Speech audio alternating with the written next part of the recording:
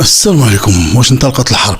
هل دقت طبول الحرب بين المغرب والجزائر؟ السؤال كينطرح على الخلفيه ديال الاحداث اللي وقعت عشيه السبت الماضي في جماعه المحبس، المقذوفات اللي انطلقت اللي حاولت تنهي الاحتفالات ديال المغاربه ذكرى المسيره الخضراء. علاش كنقولوا واش علنت الجزائر الحرب على المغرب؟ المجموعه ديال الاسئله اخواني اخواتي ممكن نسميوها ملي شافت الجزائر الصحراء مشات جبدات الدبابات، خلات المرتزقه ديال البوليزاريو تنطلق من الاراضي الجزائريه من تندوف. لكن الدرون المغربيه والطائرات المسيره والطائرات بدون طيار دارت خدمتها واقتنصت 5 ديال الجردان من المغرر بهم من المدفوعين من نظام الجزائر لمهاجمه المملكه المغربيه. الاحداث اللي وقعت في المحبس واللي وقعت قبل في السماره، الهدوء ديال المغاربه والخطاب ديال جلاله الملك الاخير اللي ينصروا، هنا تيبان لك بأن المغرب اليوم غير لهجة الخطاب. وحتى اليد الممدودة اللي تحدث عنها البعض أنها ما بقاتش ممدودة للجزائر، باقية ممدودة ولكن بشكل آخر. إذا الخطاب ديال جلالة الملك، الأحداث ديال المحبس، احتفالات المغاربة بالمسيرة الخضراء، الخروج ديال الدبابات ديال نظام الجزائر أو الخردة الروسية أو الاستعراض العسكري، الزيارة ديال مانويل ماكرون، علاقات ما بين فرنسا والى غير ذلك. هذه مجموعه ديال الاسئله نحاولوا نجاوبوا عليها في هذا الفيديو اللي غادي يكون فيديو مفصل وغادي يكون فيديو شاهد على التاريخ. اخواننا والاخوات، مرحبا بكم، تفضلوا مع هشام خضري عبر قناه هشام خضري اشكال نيوز. لا تنسوا ان المغرب اولا ولا غالب الا الله، عاش المغرب ولا عاش من خان، يعلم الله كمحبك وطني ويعلم الله كمدافع عنك هذا الوطن. دعم القناه، مشاركه الفيديو، الاشتراك معنا، متابعه ديالنا. كنعرفوا بان تبارك الله وصلنا واحد العدد من المتابعين، وصلوا واحد العدد هائل من المشاهدات اخواني اخواتي. كما كنقولوا قبل ما نبداو الفيديو، نمتلك لك وطنا تجعل رصيفه وسادة لك ذات يوم. هذه رساله حتى للمغرر بهم المغاربه هناك المحتجزين بتندوف، مغاربه هما كيبقاو محتجزين والبعض مغرر بهم، وكيف يستعملوا نظام الجزائر البوليزاريو وقضية الصحراء من أجل مهاجمة المملكة المغربية. إذن السؤال نعود نرجعوا ليه، هل دقت طبول الحرب؟ المناورات العسكرية الليلية ديال شنقريحة، حشد قوات على الحدود المغربية الجزائرية. هنا اليوم غادي يبان واش حقا هناك طبول أو هناك أشياء أخرى. الحديث هنا ما كيخلينا الا نشوفوا الميزانيه المخصصه للدفاع بالمغرب اللي تتجاوز واحد 22 مليار دولار، وكنشوفوا الاستعدادات هذه كانت منذ سنوات. تطوير الجيش والقوات المسلحه الملكيه المغربيه بامتلاكها مجموعه من المنظومات الدفاعيه الجويه، مجموعه من المدفعيات المتطوره، مجموعه من الطائرات بدون طيار، سير من مقاتلات الاف 16 وكذلك مروحيات الاباتشي. هذا الشيء ما كيخلي الا نقولوا بانه امتلاك ذخائر واسلحه لا نعرفها ولا يعرفها الجميع، كتبقى خاصه للقوات ديال المسلحه الملكيه، وكذلك امتلاك السماء والارض بالنسبه للمغاربه ورادارات متطوره. وهذا الشيء اللي عنوا عليه القاده في الجزائر اللي كيخافوا من مواجهه المغرب. كذلك الاستعراض العسكري الاخير ديال مجد تبون وشنقريحه في الفاتح نوفمبر، شفنا كيفاش الجزائر ومنذ مدة قلنا بأن الجزائر تمتلك صواريخ باليستية، صواريخ مداها يصل إلى فرنسا وإسبانيا، ودرنا عليها فيديو والبعض قال بأنك تهلوس فقط.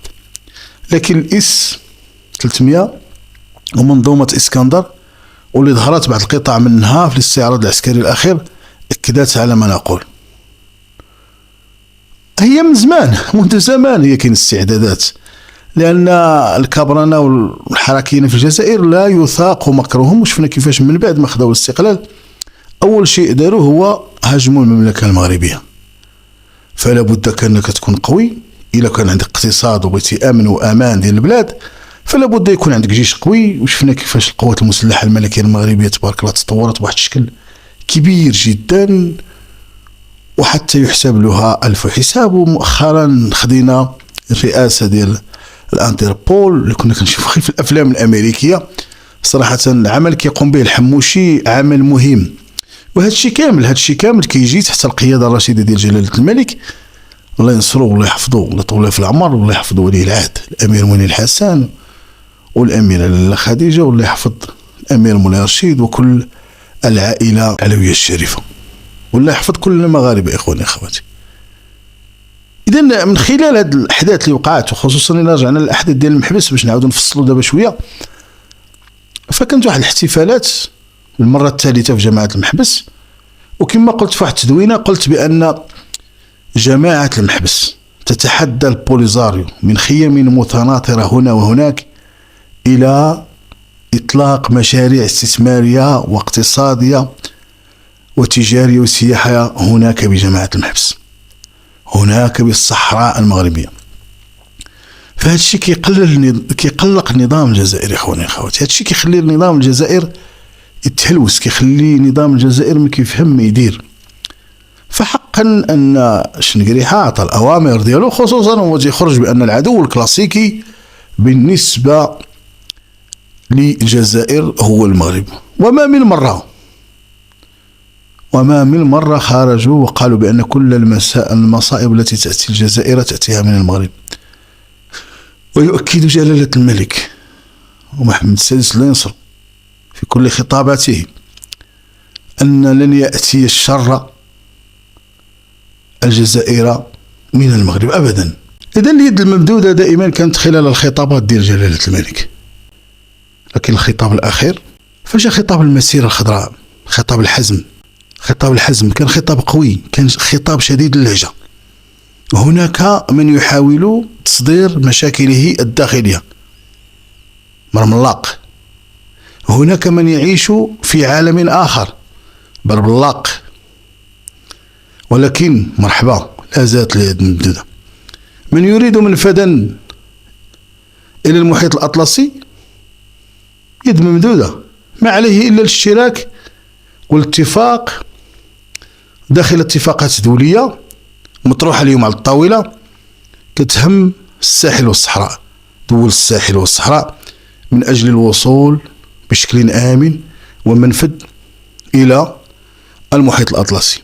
يعني طاولة، يعني الحوار، يعني راه الصحراء مغربية، وإلا بغيتي منفذ البحر الأبيض المتوسط تشمشوي الهواء ويشم شنقريحة والكابرانة ولا الحكام ديال الجزائر شويه الهواء، مرحبا بهم، ما كاينش إشكال.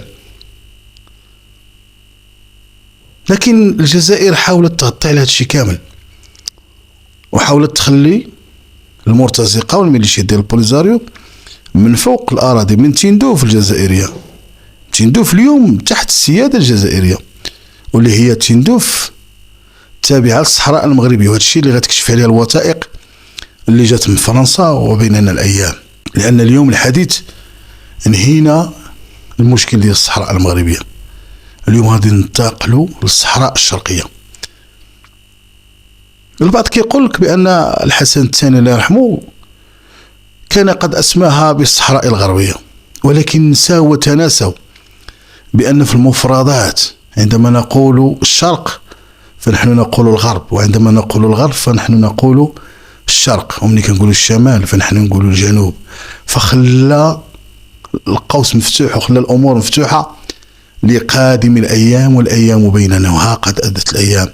اليوم أصبح الحديث عن الصحراء الشرقية المغربية اللي كاينة تحت الاحتلال الجزائري، واللي منها تجينا المشاكل، واللي منها كتنطلق المرتزقات البوليزاريو اللي بقات. اليوم مرتزقات البوليزاريو تحتلوا الجزائر.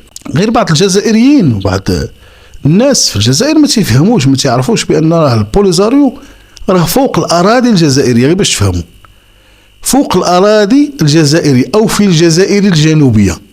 غير باش تفهموا بأن بلادكم مقسمة، فيها الجزائر الشمالية وقصر المرادية، وفيها الجزائر الجنوبية بتندوف عاصمة لمرتزقات البوليزاريو، وفيها تيزوزو عاصمات القبائل في ديرات القبائل، باش تعرفوا التقسيم. وحنا هذا الشيء راه إلا بغينا نعيشوا في قوة خصنا نعيشوا في دول ماشي في دويلات، في الاتحاد قوة. وحنا نطالب بالمغرب العربي. شفنا كيفاش المرحوم الحسن الثاني الله يرحمه جمع القادة ديال المغرب العربي انذاك في مراكش، وكان انطلاق ديال المغرب العربي، وكنا بغينا واحد الاتحاد قوي حتى حنا باش نكونوا اقوياء. لو مشينا في هذاك الشكل هذاك لكنا اليوم اقوى من البريكس واقوى من الاتحاد الاوروبي ربما، لان عندنا الارض وعندنا الانسان، عندنا بنادم وعندنا الادمغه وعندنا الموارد الطبيعيه وعندنا الاتحاد. خمسة في خمسة يعني نمشيو، يكون عندنا أقوى جيش في المنطقة، غادي يكون عندنا أقوى اقتصاد في المنطقة، أقوى فلاحة في المنطقة، أقوى صناعة في المنطقة، أقوى دول منتجة للنفط والغاز في المنطقة إلى غير ذلك. واحد امتداد بحري على المحيط الأطلسي، وغادي نملكوا البحر الأبيض المتوسط، وغادي نمشيو للمحيط الأطلسي حتى هو، لأن المغرب وموريتانيا عندها واحد الحدود بحرية كبيرة على البحر الأبيض المتوسط،